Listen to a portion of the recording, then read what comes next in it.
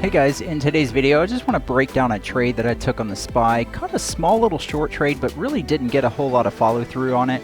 So just talk about what I was looking at, how I executed this particular trade in this video.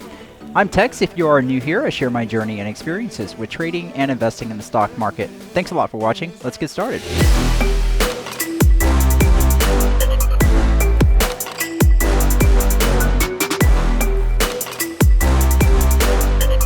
Alright guys, so let's look at the daily chart for the SPY first, just kind of look at the bigger context of what I was seeing. So we're actually currently trading right up into the bottom side of a significant gap. Alright, so this is a gap that occurred right at the start of the coronavirus sell-off. Now as we know that when we trade up to the bottom side of a gap, the bottom side is expected to be heavy resistance, but once we get above that, there's really not a whole lot to stop us from filling the gap. And you know, that's a big strategy when something moves inside of a gap for people to play on that and look for the gap to fill. But until we get inside the gap, it's going to be significant resistance. So the fact that we were trading right up to the bottom side of that led me to think that if we're still having trouble there might be a short trade here. We could really see some sellers step in if we can't break through. Now also I just want to mention this isn't really a trigger for a trade, but we can see that there is some divergence starting to show on our RSI right here. And what I mean by that is the fact that we put in this high right here, okay, and then the market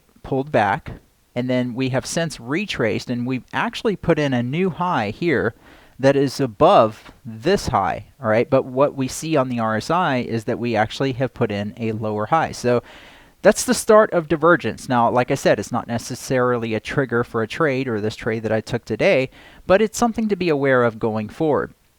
So with all of that in mind, more so that I knew we were trading up against the bottom side of that gap, expecting that to be significant resistance, we can look at the intraday chart for the SPY, and you'll see that it actually traded right up into that area and then started to pull back, put in a lower high. And so what I did is I actually drew this trend line across my chart here. So if we blow this up, you can see that this is your typical trend line that you use for a new downtrend that's being put in place, at least a short-term downtrend after this big run up this morning. So as it starts to pull back here, I just kind of felt like, you know, it's looking really weak. It looks like we could get a rug pull in this. So I started in on a position right here on this candle. As it was coming down, it looked like it was starting to roll over. So I started in on some puts right there, and then it just got bought right back up. So I thought, all right, well, this might be another situation where it's just really hard to short this market, and we just can't be greedy with this position. But ideally, I was hoping to see that 5 EMA on the daily chart. It was a realistic target. So the next candle, we do start to roll over. I think, okay, well, as long as we stay below this trend line, I like the trade. Otherwise, if we break the trend line, I'm going to be out of the trade. And really the reason being is because we are essentially flagging over the VWAP, and that is usually a pretty solid long setup, right? You have your VWAP sitting here.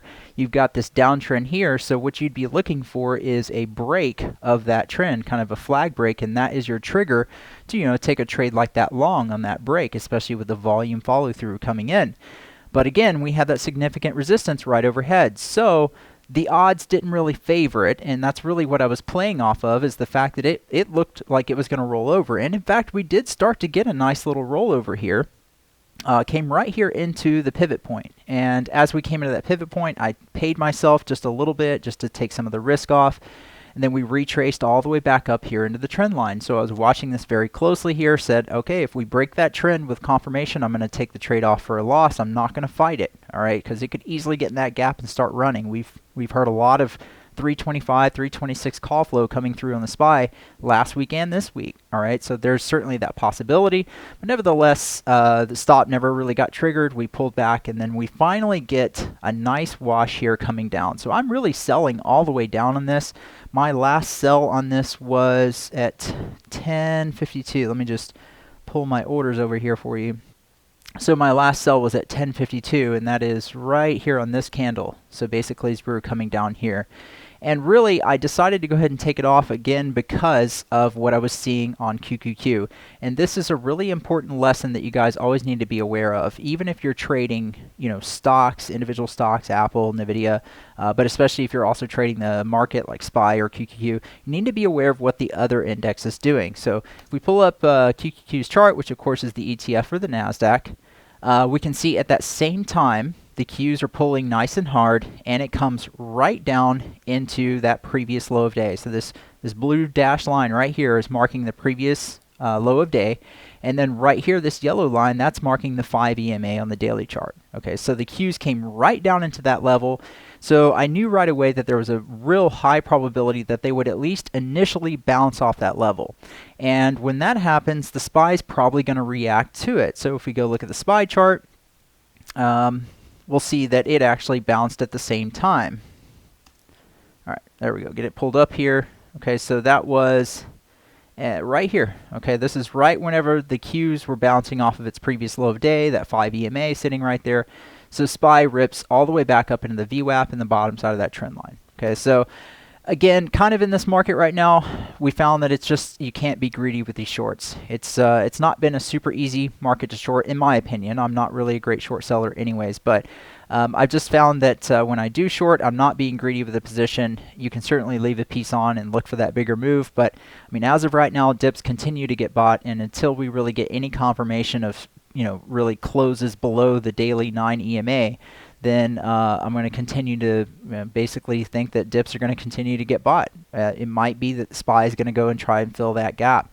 It did, in fact, move higher today, I believe. It's coming down now, but it's certainly trying. So we'll see what happens. I think it's kind of in a holding pattern as we wait for some of the big companies to report their earnings. So the next week or two will definitely be interesting. So with that said, guys, I'm going to wrap it up there. Hopefully you found the video helpful. Appreciate you watching as always. Take care, and we will see you in the next one.